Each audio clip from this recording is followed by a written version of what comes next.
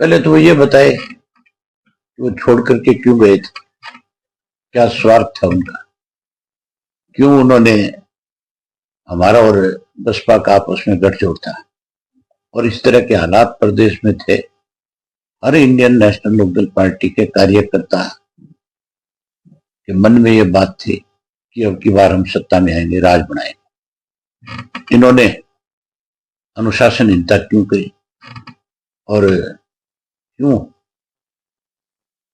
उस हमारी चौधरी देवलाल के सम्मान दिवस के ऊपर सारा ड्रामा रचा। फिर ये पार्टी छोड़ करके भागी, किसके इशारे पे भागे क्यों भागे, इस बात को भी स्पष्ट करें। ये सारी चीजें स्पष्ट करने के साथ साथ, ये सब बातें स्पष्ट करने के साथ साथ वो ये जरूर बताएं कि जब से तुम लोग छोड़ करके गए हो, तुमने कभी ये जाना कि चौटाला साहब बीमार रहे, हॉस्पिटल में रहे? वो बात याद करो पहले कि चौटाला साहब को आधी रात को इन्होंने हॉस्पिटल से जेल भिजवाया। क्या वो भूल गए? अब इसलिए ये बात कह रहे हैं क्योंकि इनकी पार्टी खत्म होगी। ये सामाजिक रूप से भी खत्म हो गए और ये राजनीतिक रूप से भी खत्म हो गए। आज देखा नहीं आपने कैसे भगदड़ मची हुई है भाजपा के नेताओं की, कैसे सब लोग छोड़ छोड़ करके जा रहे हैं। अब तो इनके विधायकों ने भी रिजाइन करना शुरू कर दिया, वो भी जाने लगे। और चौटाला साहब ने बड़े साफ शब्दों में कई दफा ये बात कही कि हमारा इनसे कोई वास्ता नहीं, ये गद्दार है, इन्होंने हमारी पार्टी की पीठ में छुरा घोंपा है।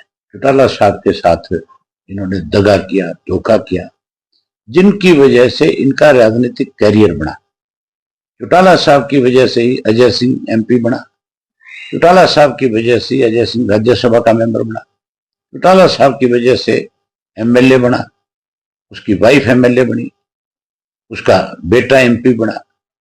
ये सारी की सारी देन इंडियन नेशनल लोकदल पार्टी की थी। अब की बार अपने दम के ऊपर 10 सीट जीत के आए थे। आगे मुझे लगता नहीं कि ये कहीं मुंह दिखाने लायक भी बचे। ये नॉमिनेशन फाइल करने से भी डरेंगे, इनको ये डर रहेगा कि तुम्हारी जमानत नहीं बचेगी। जो ये कहते थे रोजाना कि एक एक थी इनेलो, लोग ये कहेंगे। आज उस अजय सिंह को फिर इनेलो याद कैसे आ गई? आज वो फिर ये कैसे कहता है कि हमें बुलाए तो आज हम चले जाए? उनको कहो कि तुम्हारे जो बोल थे, जो शब्द तुमने बोले थे, पहले उनको ध्यान दो कि क्या कहा था। तुम किस बेशर्मी पे चले गए थे, तुमने किस तरह से इस प्रदेश को दोनों हाथों से लूटने का काम किया। अब जब तुम्हारा असली चेहरा बेनकाब हो गया, अब जब तुम कहीं जाते हो तो लोग तुम्हारा विरोध करते हैं, लोग तुम्हें घुसने नहीं देते, लोग तुम्हें इतनी भद्दी भद्दी गालियां देते हैं जिनको मैं भी अगर देखता हूं सोशल मीडिया पे तो मुझे भी बहुत शर्म आती है कि किस परिवार को कौन किस तरह की गाली दे रहा है।